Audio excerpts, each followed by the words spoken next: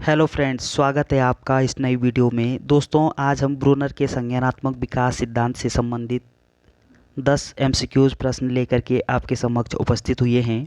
तो फ्रेंड्स, बिना देरी किए हम इन प्रश्नों को शुरू करते हैं। चलिए फ्रेंड्स, इस वीडियो का पहला प्रश्न है, जेरोम ब्रूनर के संरचनात्मक सिद्धांत के अन्य नाम क्या हैं? यानी जेरोम ब्रूनर के द्वारा जो संज्ञानात्मक विकास सिद्धांत दिया गया है, उस सिद्धांत को अन्य किस किस नाम से जानते हैं? तो ऑप्शन ए अन्वेषण सिद्धांत, ऑप्शन बी क्षेत्र सिद्धांत, ऑप्शन सी विश्लेषण सिद्धांत, ऑप्शन डी इनमें से कोई नहीं। तो ब्रूनर के संज्ञानात्मक विकास सिद्धांत को हम दो तीन नामों से जानते हैं।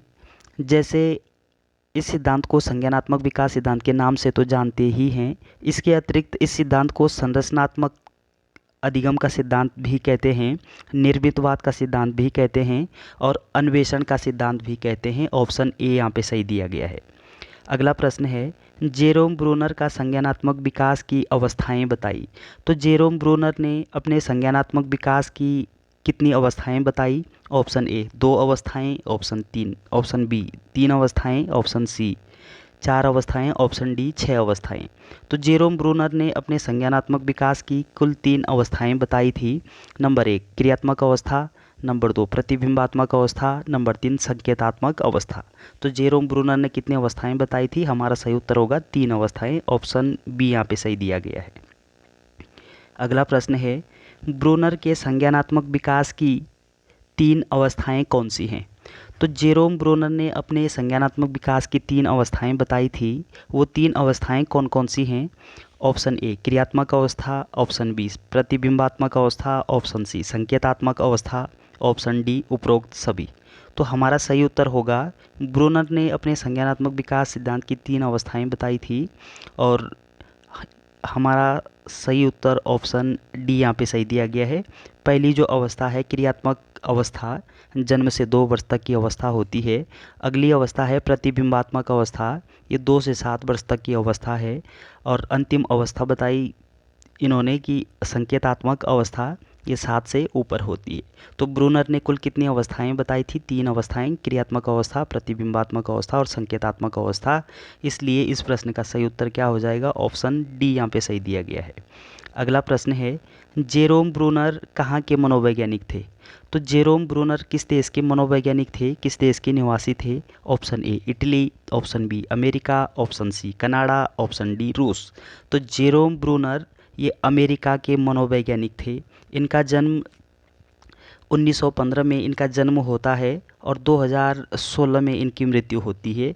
कहाँ के वैज्ञानिक होते हैं ये, कहाँ के मनोवैज्ञानिक हैं? हमारा सही उत्तर होगा अमेरिका के मनोवैज्ञानिक। ऑप्शन बी यहाँ पे सही दिया गया है। अगला प्रश्न है, अमूर्त चिंतन ब्रूनर के अधिगम के किस अवस्था में पाए जाते हैं? यानी अमूर्त चिंतन, यानी जेरोम ब्रूनर ने अपने संज्ञानात्मक विकास सिद्धांत की कुल 3 अवस्थाएं बताई थी।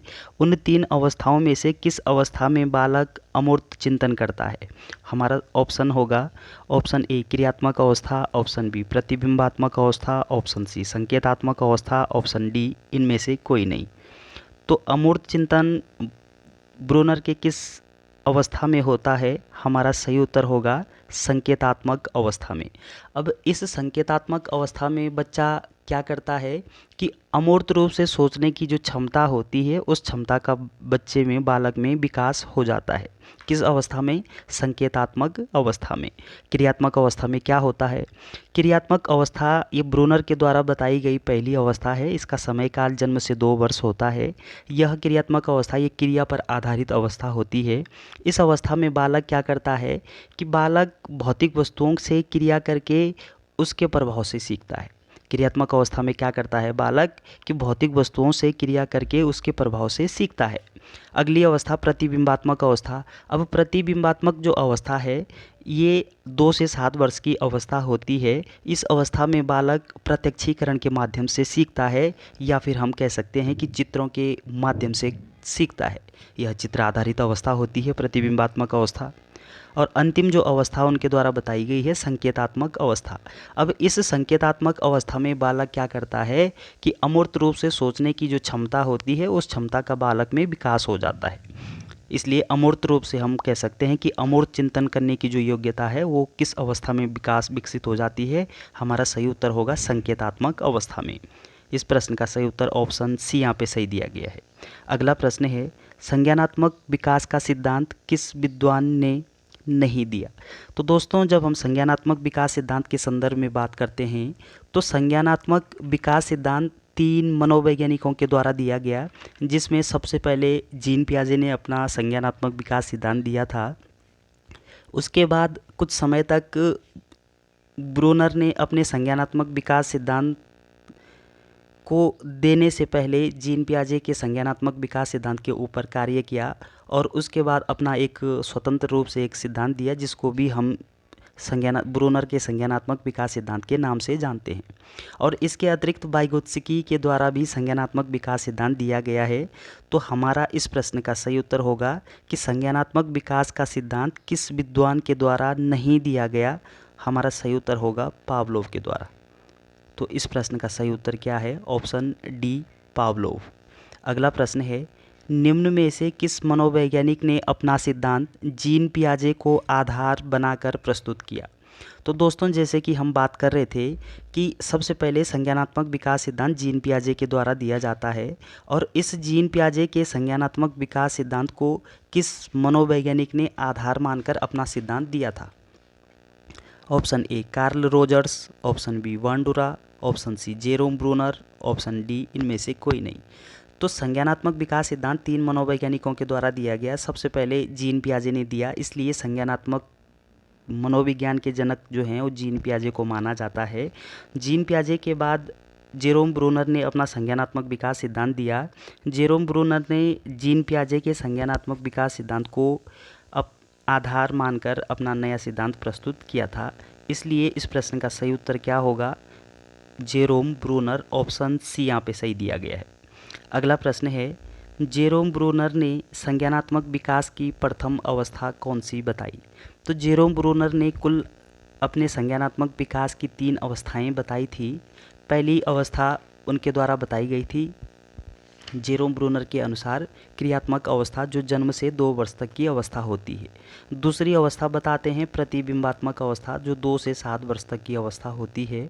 और अंतिम अवस्था बताते हैं संकेतात्मक अवस्था, जो 7 वर्ष से ऊपर होती है। तो जेरोम ब्रूनर के द्वारा पहली जो अवस्था है वो कौन सी है? तो हमारा सही उत्तर होगा क्रिया निर्माण अवस्था, क्योंकि ये जो क्रियात्मक अवस्था होती है ये क्रिया पर आधारित अवस्था होती है, जन्म से 2 वर्ष की अवस्था। तो इस प्रश्न का सही उत्तर क्या होगा? क्रिया निर्माण अवस्था या फिर क्रियात्मक अवस्था। इसका समय काल जन्म से 2 वर्ष होता है। इस प्रश्न का सही उत्तर क्या होगा? ऑप्शन बी यहाँ पे सही दिया गया है। अगला प्रश्न है, ब्रूनर के संज्ञानात्मक विकास सिद्धांत को अन्य किन किन नामों से जाना जाता है। तो ब्रूनर के संज्ञानात्मक विकास सिद्धांत को हम 3-4 नामों से संबोधित करते हैं, उस नाम से जानते हैं।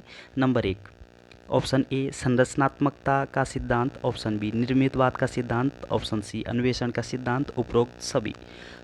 तो हमारा सही उत्तर है उपरोक्त सभी, यहाँ पे सही दिया गया है, ऑप्शन डी। तो ब्रूनर के संज्ञानात्मक विकास सिद्धांत को हम इन 3 नामों से भी संबोधित करते हैं, संरचनात्मकता का सिद्धांत, निर्मितवाद का सिद्धांत, अन्वेषण का सिद्धांत। इसलिए ऑप्शन डी यहाँ पे सही दिया गया है। अगला प्रश्न है, ब्रूनर के संज्ञानात्मक विकास की किस अवस्था में बालक भौतिक वस्तुओं से क्रिया करके उसके प्रभाव से सीखता है।